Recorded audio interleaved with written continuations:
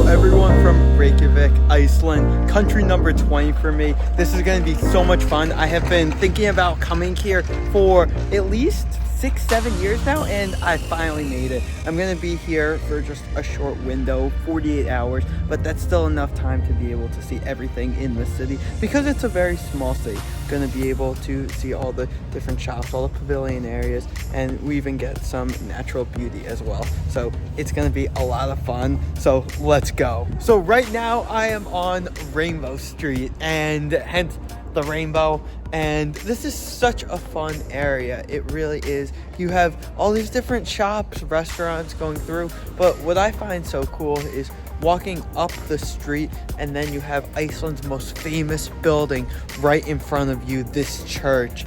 It's stunning, absolutely stunning.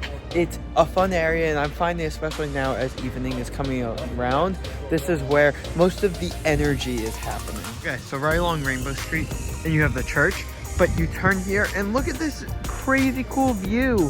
While Rainbow Street is just one strip, the streets that surround it all provide the same fun atmosphere.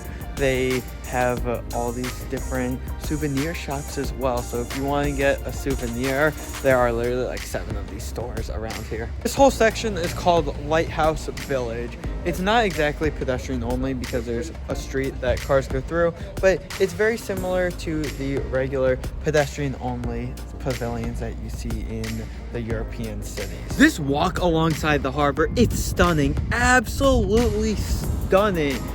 Look at this view, oh my god, and you got the mountains right across giving you stunning scenery, and you have the town Reykjavik is just extending both to the right and to the left, and as you're walking alongside you're still getting some buildings. It's enjoyable. Well, it's a nice warm day. By warm I'm referring to in the 50s. Then this is something that you must do. You see some people fishing, you have the rocks that are alongside it, and when you come to the Sun Voyager, which is this art design of a Viking ship, there are places where you can sit down and just enjoy it all. I love how you have restaurants along the street, 1, 2, 3, and then we look here and it's just the water, and you see these views. Like, how great it is to have a meal and be able to look out at this. It's so cool how literally right across the water you see the natural landscape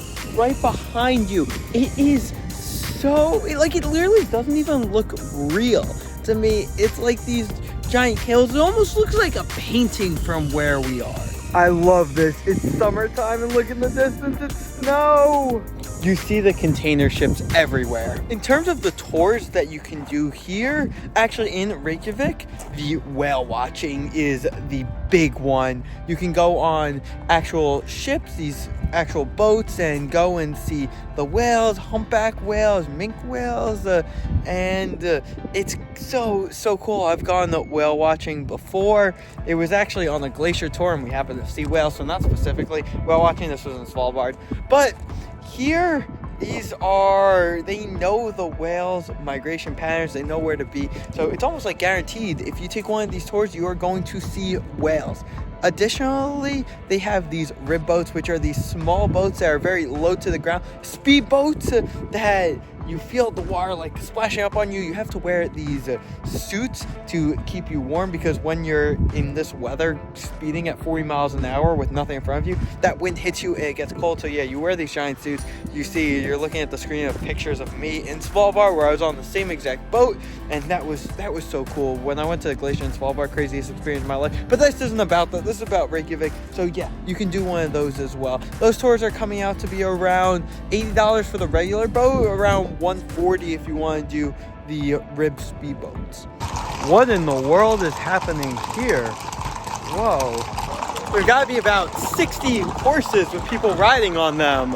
I assume it's some sort of tour because horseback riding is big here. And speaking of whales, whale meat is huge here. People eat it a lot. You see it in so many different restaurants. Iceland is actually one of 3 countries that still has whaling. The other 2 are Norway and Japan. You can also do it in Alaska if you are indigenous to Alaska, but in the United States they have very, very strict limits on that. So one thing I'm finding really interesting as I'm going through all these restaurants is the typical Icelandic dishes. So, well, they have puffin, the bird. I was very surprised to see that. You have horse meat, and you also have things like reindeer. As you would probably guess, all these meats are locally caught on Iceland or around the surrounding areas in the water. So the fish, very, very fresh. Well, I'm not gonna eat that, but I find it interesting that it's being sold everywhere. To emphasize just how big whaling is, I'm walking alongside the water now, and there's literally a whaling harpoon sculpture right here. That shows it's engraved in the culture so much. So I am at Kolaportid, the flea market, and this is cool. A lot of vendors, so check this out. And this is so cool. It has all these little stands with all the vendors. You can get jewelry, carpets. They have these meat, fish, different shirts, sweaters. It's a fun atmosphere to come walk around and potentially buy an Icelandic goodie. I'm about to enter Posthus food bar, and this is a great spot to be able to go grab a meal. It's not sit down, it's a bunch of stands in there, and you can go get food, sit down, have all different types of food. So it's like you can mix and match if people are disagreeing on what they want to have for lunch or dinner. These different food halls are really, really popular. This is the third one now I've seen. This one's right by the Marina, and you can get everything: fish and chips, sushi, Japanese food, burgers, and look at it, it's so lovely. It's such a nice, lovely space. You literally just go place your order, and then you go and you sit down. And look where I'm sitting right now. Just get a great view of the marina. The one I was just in, and this one definitely seems like the best, Matholl street food. Oh my god, this structure is crazy.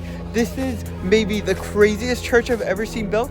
It's huge, and just the design of it, it's so weird because it's like a triangle, but not really, because the sides are curving up like it's like exponential. I don't know. This is crazy. You can see it all the way down Rainbow Street, and from there it looks like it's a solid size, but once you actually start to come closer, you really understand just how massive this is. It has so much grandeur, which is really saying something, because most of these buildings in this country do not have that feeling. They don't feel like grandeur-esque, but this is incredible. Also, you have the Leif Erikson statue right in front.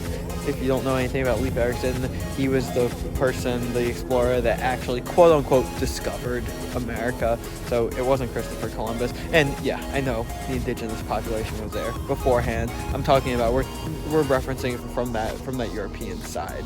So yeah, very interesting. They also, the Leif Erikson statue is really big as well, and it's so cool how they're combining the history with the church, this architecture.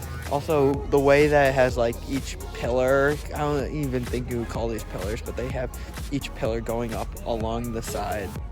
And wow, the Leif Erikson statue was actually gifted by the United States to Iceland in 1930. Okay, now I understand why this is the most famous structure in the whole country. In the grand scheme of things, it's still just like a giant block of concrete, but it's still so fascinating, the design. And whoa, before I continue to the next segment, make sure you're subscribed, because I am traveling all over Northern Europe right now. So obviously right here in Iceland, but going to Sweden, then to Denmark, then to Amsterdam, and also throwing in Portugal as well while I'm at it, in the Azores. But yeah, Northern Europe fun right now. So the industries here, one of the big things, fishing.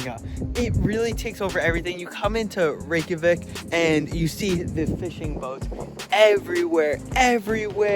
Hopefully there are some fish markets that I'll be able to check out. We see right here, we have some of the boats here. We got some container ships that are dry docked there, and we're gonna go out there more, and then we're gonna check out more of them. But in addition to that, tourism is now the next biggest thing. It has boomed within the last really 15 years, specifically the last 10 years.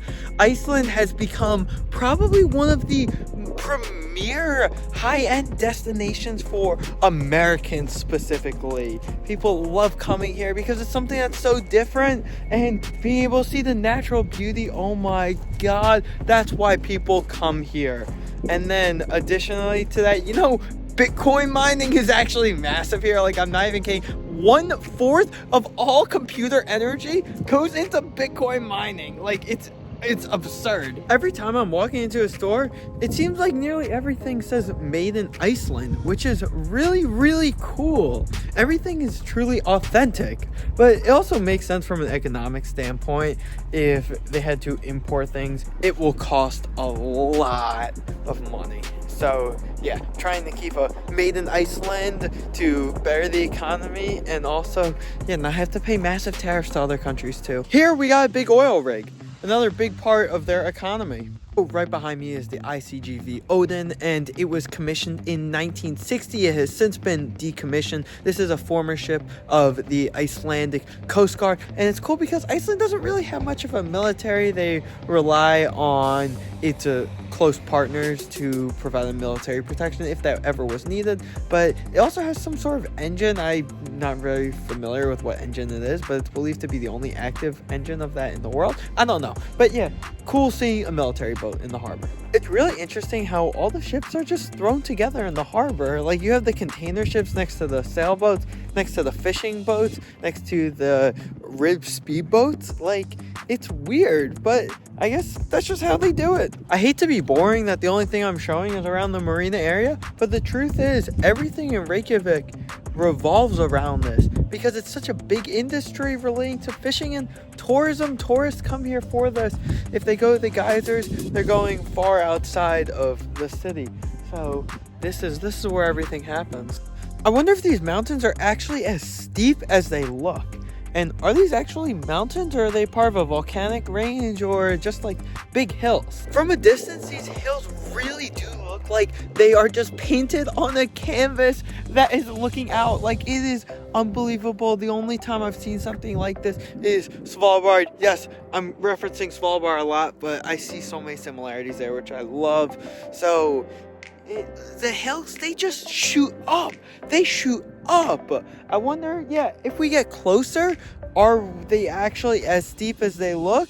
I'm not going to be able to get closer because there are no roads that are leading over there, but it's fun to think about. And if someone knows the answer, let me know in the comments. I love this park area that I'm in right now because it's right near my hotel, right in the center of everything. It's just, you know, nothing crazy here, but the restaurant row. That is what I find awesome, how it's like this center square, buildings all around. You have some business buildings, but it's also tourism as well. I am eating at this American bar, actually. I'm getting a pulled pork sandwich. Yeah, first meal in Iceland, and I'm going to an American place. Go figure. Okay, I think I may have just found one of the hidden gems, and this is Tjornin. It's a nice little pond that is literally just like a 6-7 minute walk from everything, and you have like a path that you can walk around the entirety of it, and you have homes that are right there, and it's so cool. It's so quaint. And also keep in mind, it's actually past midnight right now, and you see the daylight, but birds are here, and it's just so enjoyable. I mean, to be able to get something like this right in the center of everything, because now it doesn't feel like we're in a city. It feels like we have moved out of it, and it's almost like we're in, you know, a smaller town, but we're not. And now I get to just sit back, relax, and enjoy this. Honestly, the best time to walk around, I'm finding, is 9-10 p.m. because this is when all of the tourists are out. Everybody just finished eating dinner, and people are walking the streets more so for the sake of they're finding it cool that it's light at this time. So yeah, make sure you go on the 10 o'clock walk. I went on a midnight walk before, and that was so fun. So in terms of language here, everybody for the most part speaks Icelandic. However, 98% of the population speaks English, so you will have no problems getting around. You can talk to everybody just speaking English right away, and they're gonna understand you. In terms of architecture, it's very interesting because this is such a cold climate with the snow, with the ice, keeping everything warm. Every building is literally just like a concrete block. It's literally like a big rectangle that is made of concrete like this.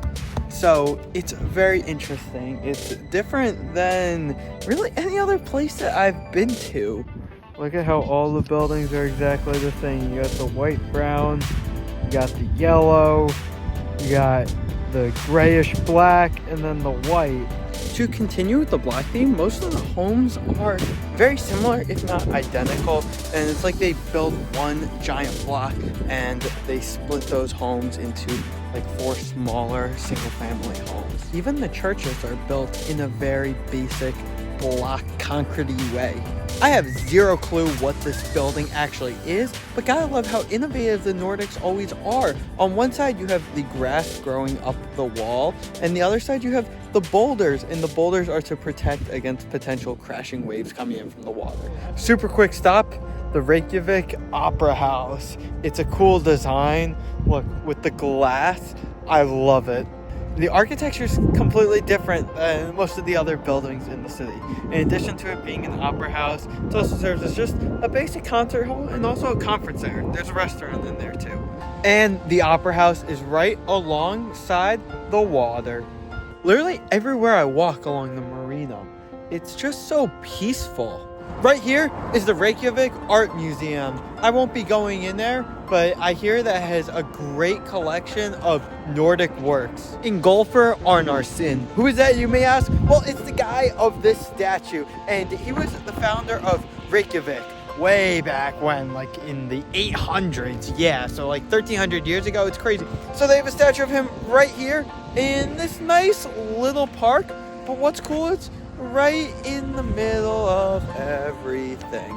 So yeah, take a walk up there, and you know, it's not like a hill, so you don't get that great of a view, but it's a little bit of elevation, so you can see things, and it's nice. Yes, he was a Viking. So right here is the Prime Minister's office, which is really interesting because I could literally just like walk up the steps and like knock on the door if I wanted to. So that's something, but it's right in the middle of everything. Right now I'm on Reykjavik Street, and this is a pedestrian only street that has some stores. It is completely desolate right now because first off it's nighttime and it's cold and rainy right now. But yeah, it's a fun street during the day. Take a walk down it. So in the outskirts of the city, which that's where I am right now, I'm noticing that apartment complexes are starting to pop up. All these ones that are right behind me, they are all in development, all under construction. So that must mean that Reykjavik is having some sort of growing population a little bit, you know, if they're putting funding into all of these. Or maybe that means people from rural Iceland are coming in to live actually in the city instead because of the booming tourism industry. I don't know which one it could be, but yeah, building up a lot of infrastructure here. When I say a lot, you know, it's not a lot. It's still very, very rural, very sparsely populated. But I'm talking in comparison to how this place was 10 years ago. And in the outskirts, as I'm walking, you're still getting this incredible view of the water. You got these giant rocks that are laid literally throughout the entire coastline. Clearly, these were man-made here and placed here, definitely to protect the land from the rough waves when those come about. But how amazing is this that if you just want to, whoa, falling. Okay, now we're good. If you want to just sit on the rocks like this and just relax and see everything. And where I am now, it's a little more west. So I look out there and it's really the true residential town now getting outside the city. So it's cool to see this like this. It's different in the way that now there are some homes in addition to the apartment complexes that you see throughout. Even now in the residential area, the theme continues of the architecture. Every single building is like a block, like a cement rectangle. This is a fun street of the residential homes. We got yellow, beige, blue, green, dark blue, orange. I love these bright colors because typically across the city I've been finding everything's rather bland. So this is cool to walk down and see this. Look what I just found. A beach. I have no idea the name of this beach. There are no signs anywhere. The beach isn't even on Google Maps. But I know I'm in West Reykjavik, more in the residential area. So I don't know. I'm gonna go down there just to say I was on a beach in Iceland and be able to feel the water, and it'll probably make my hand numb right away. All right, time for the moment of truth. Let's feel this water. Oh, it's actually not that cold. Oh. Wait, that's really weird. Like, okay, it was cold. Like, I would never go in water of this temperature, but I was expecting the second I put my fingers in it, my fingers to get completely numb. Like, this, maybe it has to do with all the volcanic activity that's around here. Most volcanoes in Iceland are active, so could that be having an effect on the water that's around here? I mean, I know we have some hot springs that are close by, so that can have an effect. I don't know. And you know, relating to my question about the population, Iceland's population has actually grown by 28% since 2008. I am shocked by that, especially as immigration starts to become easier and freedom of movement in Europe. I honestly would have been expecting much more people to be leaving than going, but wow, no, I'm very happy for the country for that. And you know, it makes sense. They don't have any problems. They have a lot of financial and social services. There isn't much poverty at all. When they need medical care, they can get medical care. They're protected. They don't have a risk for war, and tourism booming. So I understand it now when you think about really in depth. So of the 330,000 people that live in this country, about 80,000 of them were former immigrants who have come to Iceland, and the other 250,000-ish were actually born here. So right now I'm at one of the stadiums of one of the pro football teams that is here in Reykjavik.